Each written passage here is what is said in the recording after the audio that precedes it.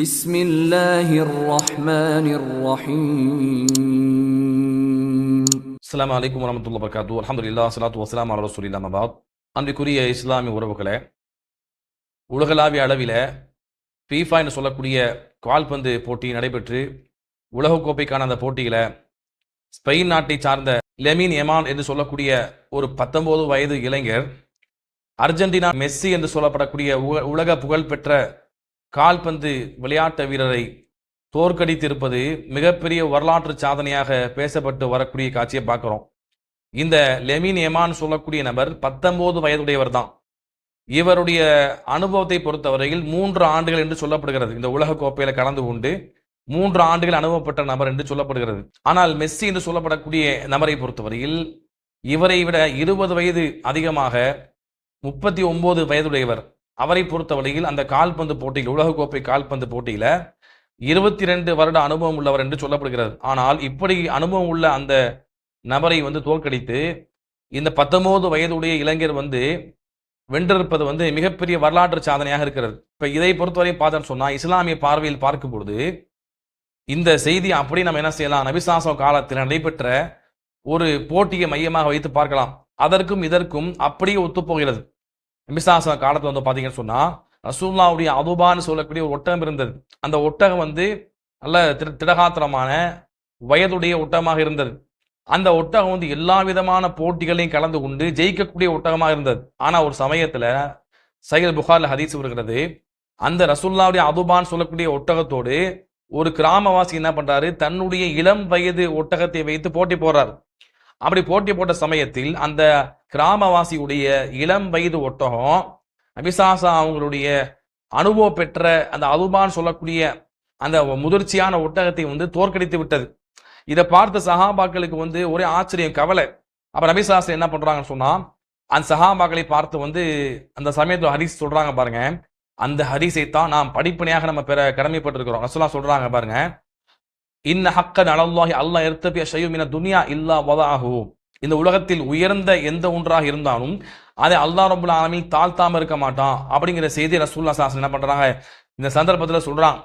அப்ப இந்த சம்பவத்தை பாருங்க. இந்த நடைபெற்ற இந்த கால்பந்து போட்டியில 19 வயதுடைய இளைஞர் 22 வருட அனுபவம் உள்ள, தன்னை விட 20 வயது அதிகமாக இருக்கக்கூடிய அந்த மெஸ்ஸி என்று சொல்லக்கூடிய உலக புகழ்பெற்ற கால்பந்து விளையாட்டு வீரரை தோற்கடித்திருப்பது இந்த சம்பவத்தை அப்படி நமக்கு படம் பிடித்து காட்டுகிறது. அப்ப ஒரு படிப்பினை நாம் என்ன பெற வேண்டும் என்று சொன்னால், இந்த உலகத்தில் எனக்கு பொருளாதாரம் இருக்கிறது, அதிகாரம் இருக்கிறது, எனக்கு வலிமை இருக்கிறது, எனக்கு அனுபவம் இருக்கிறது என்று சொல்லி யாரும் என்ன செய்யக்கூடாது, பெருமை அடிக்க கூடாது. அல்லாஹ் ரப்புல் ஆலமீன் அவன்தான் பெருமைக்கு தகுதியானவன். ரசூலுல்லாஹ் சொல்றாங்க, பெருமை என்பது அல்லாஹ்வுடைய மேலாடையாக இருக்கிறது.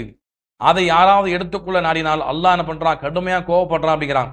அது எந்த அளவுக்கு ரசூலுல்லாஹ் சொல்றாங்க, ஹதீஸ்ல சொல்லப்பட்டிருக்கிறது, லா யதுகுல் ஜன்னா, லா யதுகுல் ஜன்னா. ரசூலுல்லாஹ் திரும்ப திரும்ப சொல்றாங்க, சுவனத்தில் நுழைய மாட்டான், சுவனத்தில் நுழைய மாட்டான். மன் கான ஃபீ கல்பிஹி மிஸ்கால ஹப்பத்தின் மின் ஹர்தலி மினல் கிப்ர். யாருடைய உள்ளத்தில் அணு அளவேனும் சிறிய அளவேனும் பெருமை இருக்கிறதோ அவன் சுவனத்தில் நுழைய மாட்டான் ரசூலுல்லாஹ் சொல்றான். அப்ப பாத்தீங்கன்னு சொன்னா, எந்த ஒரு அனுபவம் இருந்தாலும், எந்த ஒரு வசதி வாய்ப்பு இருந்தாலும், அதிகாரம் இருந்தாலும் நாம் பெருமை அடிக்க கூடாது. என்றைக்காவது ஒரு நாள் நாம் கவிழ்க்கப்படுவோம்.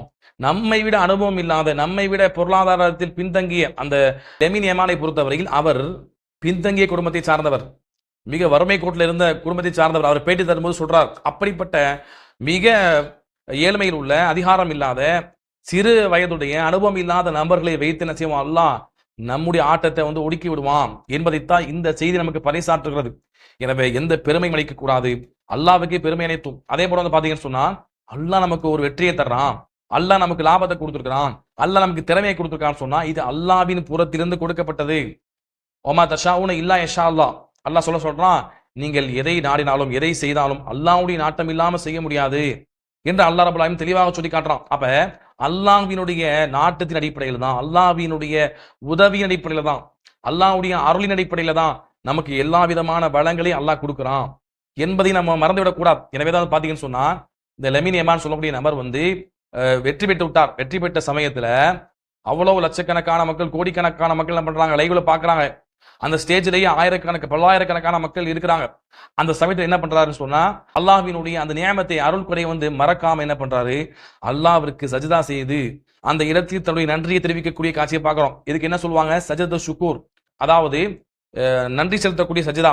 எந்த ஒன்று நமக்கு கிடைச்சாலும் அல்லாஹ் மறக்காம அந்த இடத்தில் அல்லாஹ்வுக்கு நன்றி செலுத்தணும்னு சொல்லுவாங்க. அதற்கு கிப்லா முன்னோக்க தேவையில்லை, உழு அவசியம் இல்லை, அந்த இடத்துல உடனே நம்ம சஜிதா செய்யணும். அப்ப பாத்தீங்கன்னு சொன்னா அப்படிப்பட்ட சஜிதா ஷுக்கூர் சொல்லக்கூடிய நன்றி செலுத்தக்கூடிய சஜிதாவை இந்த லெமீன் யமான் செய்திருக்கிறார். இது நமக்கு எதை பறைசாட்டுகிறது, எதை படிப்படியாக சொல்கிறது, எவ்வளவு பெரிய உச்சத்துல இருந்தாலும் அல்லாஹ் கொடுத்த வெற்றி தான் அது. அல்லாஹ்வுடைய நாட்டம் இல்லாம நம்ம வெற்றி பெற முடியாது. அவனுடைய நாட்டமின்றி இந்த உலகத்தில் அணுவும் அசையாது. எனவே நாம் என்ன செய்யணும், அல்லாஹ்வுக்கு நன்றி செலுத்துவதை நம்ம கடமையாக்கி கொள்ளணும். அல்லாஹ்வை மறந்து விடக்கூடாது. அல்லாஹ் சொல்றான், ஒலையின் ஷகர்தும் லஅஸீதன்னகும், நீங்கள் எனக்கு நன்றி உபகாரம் செய்தால் உங்களுக்கு லஅஸீதன்னகும் அதிகமா கொடுக்கிறேன். ஒலையின் கஃபர்தும், அதே சமயத்தில் நான் கொடுத்த இந்த வெற்றியை, நான் கொடுத்த இந்த பொருளாதாரத்தை, நான் கொடுத்த அதிகாரத்தை, நான் கொடுத்த இந்த அனுபவத்தை நீங்கள் பெருமையா எடுத்துக்கொண்டு அல்லாஹ்வை மறந்து சென்றால் ஒயின் கஃபர்தும், நீங்கள் அல்லாஹ் கொடுத்த அருள் கொடையை நிராகரிப்பதற்கு சமம். அல்லாஹ் சொல்றான், ஒயின் கஃபர்தும், நீங்கள் மறுத்தால், அல்லாஹ் கொடுத்த அருள் கொடையை புறக்கணித்து சென்றால் அதாபில ஷதி, என்னுடைய வேதனை கடுமையா இருக்குன்னு அல்லாஹ் சொல்றான். எனவே அல்லாஹ்வுக்கு நன்றி செலுத்தக்கூடிய மக்களாக இருக்கணும் என்பதையும் இந்த லெமீன் யமானுடைய செய்தி நமக்கு படிப்படியாக தந்து கொண்டிருக்கிறது. எனவே உலகத்தில் நாம் பெருமையோடு வாழக்கூடாது. அனைத்து அதிகாரம் அல்லாஹ்வின் கையில் இருக்கிறது. நம்ம ஆட்டம் போட்டோம், பெருமை கொண்டோம்னு சொன்னா அல்லாஹ் நம்மை விட தரம் தாழ்ந்த, நம்மை விட கீழ்நிலையில் உள்ள நபரை வைத்து நம்மை வீழ்த்தி விடுவான் என்பதை இந்த செய்தி நமக்கு படிப்படியாக சொல்லிக் கொடுக்கிறது. இதுல இன்னொரு ஆச்சரியம் என்னன்னு சொன்னோம்னா, இந்த லெமீன் யமான் சொல்லக்கூடிய நபர் இவர் சிறு பிள்ளையா இருக்கும் பொழுது, இவர் பிறந்து ஓரிரு மாசத்துல 2007ஆம் ஆண்டு பிறக்கிறார். அந்த வருஷத்துல பாத்தீங்கன்னு சொன்னா, இந்த மெஸ்ஸின்னு சொல்லக்கூடிய நபர் ஒரு காலண்டருடைய அந்த விளம்பர புகைப்படத்துக்காக இந்த லெமீன் யமானை தூக்கி வைத்த போட்டோ என்னது சமூக வலைதளங்களை பரவுகிறது. அப்ப தான் தூக்கி வைத்து அதன் மூலமாக ஒரு பெருமை கிடைத்த இந்த லெமீன் யமான் இன்றைக்கு என்ன செஞ்சிருக்கிறாரு, அந்த நபரை தோற்கடித்து உலக சாதனை படைத்திருக்கிறான்னு சொன்னோம்னா, இந்த சம்பவத்தை இன்னொரு சம்பவத்தை ஒப்பிட்டு பார்க்கலாம். அதாவது ஃபிரௌன் சொல்லக்கூடிய கொடுங்கோல் இருந்தான். அந்த கொடுங்கோல் என்ன பண்ணா, தன்னுடைய ஆட்சிக்கு எதிராக குழந்தை பிறக்கும். அந்த குழந்தை ஃபிரௌனுடைய ஆட்சியை கவிழ்க்கும் என்று ஒரு குறிகாரம் சொல்லுவான். அதை கேட்டு என்ன பண்ணுவான், ஃபிரௌன் எல்லா குழந்தையும் கொலை செய்வான், பெருமை அடிச்சு தெரிவான், நான் தான் ரப்புக்கும் ஆளா, நான் தான் உயர்ந்த இறைவன் சொல்லுவான். ஆனா அல்லாஹ் என்ன பண்ணுவான், இந்த மூசா அலைஹிஸ்ஸலாத்தை என்ன பண்ணா, மூசா தாய்க்கு அல்லாஹ் கட்டளையிட்டு மூசா அலைஹிஸ்ஸலாத்தை ஒரு பெட்டியில் வைத்து நதியில் அல்லாஹ் போட சொல்லுவான். அந்த பெட்டி ஃபிரௌனுடைய அரண்மனைக்கு அருகாமையில் இருக்கக்கூடிய நதியில போய் சேரும். அந்த குழந்தையை பார்த்து ஃபிரௌனுடைய மனைவி அன்பாக எடுத்து வளர்ப்பாங்க. மூசா என்ன பண்ணுவாங்க, தன்னுடைய ஃபிரௌனுடைய யார் அழிக்க நாடுகிறானோ தன்னை, அந்த ஃபிரௌனுடைய அரண்மனையில வளருவாங்க. அரசவை பிள்ளையாக இருப்பாங்க. பெரிய ஆளா வளர்ந்து அந்த ஃபிரௌன் எந்த மூசாவை தூக்கி வளர்த்தாரோ அந்த மூசாவின் அலைஹிஸ்ஸலாத்தினுடைய கையால அவனுடைய துவாவின் காரணமாக அல்லாஹ் அந்த ஃபிரௌன் அழித்தான் பார்க்கிறோம். அப்ப யாரை இந்த மெஸ்ஸி தூக்கி வைத்திருந்தாரோ இன்று அவர் தன்னை வீழ்த்தி இருக்கிறார் என்று சொன்னா, அல்லாஹ் ரப்பல் ஆலமீன் எப்படியும் நம்ம செய்வான், நம்ம வீழ்த்தி விடுவான். பெருமையோடு இருக்கக்கூடாது என்பதை உணர்ந்து கொண்டு நம்ம செயல்பட வேண்டும். அதே போல பாத்தீங்கன்னு சொன்னா, இந்த கால்பந்து விளையாட்டை பொறுத்தவரையில் அதை பார்ப்பதற்காக நேரத்தை செலவழிப்பது, தொழுகையை மறந்து செல்வது, தொழுகையை புறக்கணிப்பது, சொல்ல போனா இஸ்லாமிய இளைஞர்கள் என்ன பண்றாங்க, இப்படி இந்த கால்பந்து விளையாட்டத்தை பெரிய ஒரு இதா பார்த்து என்ன பண்றாங்க, நான் அந்த டீம் நீ இந்த டீம்னு சொல்லி அவங்களுக்குள்ள கருத்து மோதல் ஏற்படக்கூடிய அளவிற்கு இந்த விளையாட்டு இன்றைக்கு இளைஞர்களுடைய மூளையில உட்கார்ந்து இருக்கிறது. விளையாட்டை மட்டும் பாருங்க, விளையாட்டை தன்னுடைய முயற்சியை, தன்னுடைய வேலையை கெடுக்கக்கூடியதாக, இறைவனுக்கு செலுத்தக்கூடிய கடமையாகிய தொழுகையை புறக்கணிக்கக்கூடியதாக இந்த விளையாட்டு இருந்துவிடக்கூடாது. அப்படி இருந்ததுன்னு சொன்னோம்னா அந்த விளையாட்டு நமக்கு கூடாது. இன்னும் சொல்ல போனா இது மாதிரியான ஐபிஎல் போன்ற FIFA போன்ற இந்த விளையாட்டுகளை பொறுத்த வரைக்கும் இவைகள் சூதாட்டத்தை மையமாக கொண்டது. சூதாட்ட பெட்டு கட்டி என்ன பண்றாங்க, சூதாட்டத்தை வைத்துதான் இந்த விளையாட்டை விளையாடுறாங்க. அறிஞர் பெருமக்கள் சொல்றாங்க பாருங்க, இது மாதிரி சூதாட்டத்தை மையமாக கொண்ட விளையாட்டு எதுவாக இருந்தாலும் அதை நேர்ல சென்று பார்ப்பதோ தொலைக்காட்சியில் பார்ப்பதோ எதுவுமே கூடாது, ஹராமானது. சூதாட்டம் தடுக்கப்பட்டது. நல்லா குர்ஆன்ல சொல்றான் பாருங்க, 5ஆம் அத்தியாயம் 90ஆம் வசனம், இன்னமல் ஹம்ரு வல் மைசிர் வல் அன்ஸாப் வல் அஸ்லாம் ஜுஸு மின் அமலி ஷைத்தான் ஃபஜ்தனிபூ லஅல்லகும் துஃப்லிஹூன். அதாவது மது, சூதாட்டம், குறி பார்ப்பது, இது எல்லாம் பாத்தீங்கன்னு சொன்னா இவைகள் அனைத்தும் சைத்தானுடைய அருவருக்கத்தக்க காரியமாக இருக்கிறது. அதை விட நீங்கள் தவிர்த்து கொள்ளுங்கள், நீங்கள் வெற்றி அடைய கூடும் சொல்றான். அப்ப இதுல மூழ்கும் பொழுது மார்க்கத்தை மறக்கிறாங்க, தொழுகையை மறக்கிறாங்க, போட்டி பொறாமை ஏற்படுகிறது, சகோதரருக்குள்ளையாக நான் அந்த டீம் இந்த டீம் சொல்லி அடித்துக் கொள்றாங்க.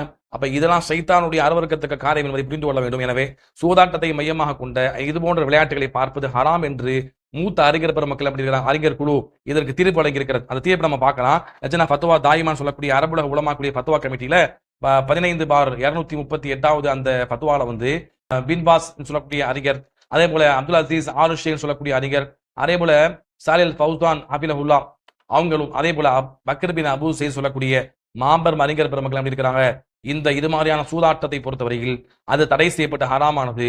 ஹராமான சூதாட்டத்தை வந்து பார்ப்பது கூடாது. அப்படி பார்ப்பது வந்து அதை அங்கீகரிப்பதாக வரும். எனவே ஒரு தீமை என்ன செய்யணும், நாம தவிந்து கொள்ள வேண்டும் என்று அவங்க நமக்கு சொல்லியிருக்கிறாங்க. எனவே வந்து அந்த அடிப்படையில் நாம இது மாதிரியான விளையாட்டை வந்து விளையாட்டா பாருங்க. அதை சூதாட்டமா இருந்தா அதை பார்ப்பது ஹராம் என்பதை புரிந்து கொள்ளுங்க. அதற்காக வந்து பெரிய அளவுல நேரத்தை செலவழிப்பது, நம்முடைய மூளையை மழுங்கடிக்கக்கூடிய அளவிற்கு அதிலேயே அமர்ந்து கொண்டு நேரங்களை செலவழிப்பதும், அதே போல அதற்காக வேண்டி போட்டி போட்டுக்கொண்டு ஒருவரை ஒருவர் சாடுவது, பேசுவது, கேலி செய்வது, இது மாதிரியான விஷயத்தை தவிர்த்து கொள்ள வேண்டும். எனவே இப்படிப்பட்ட விஷயத்தை படிப்படியாக பெற்று செயல்படக்கூடிய நல்ல மக்களாக அல்லாஹ் ரப்பல் ஆலமீன் நம்மை யாவரையும் ஆக்கிரமிக்க புரிவானாக. அஸ்ஸலாமு அலைக்கும் வரஹ்மத்துல்லாஹி வபரகாத்துஹு.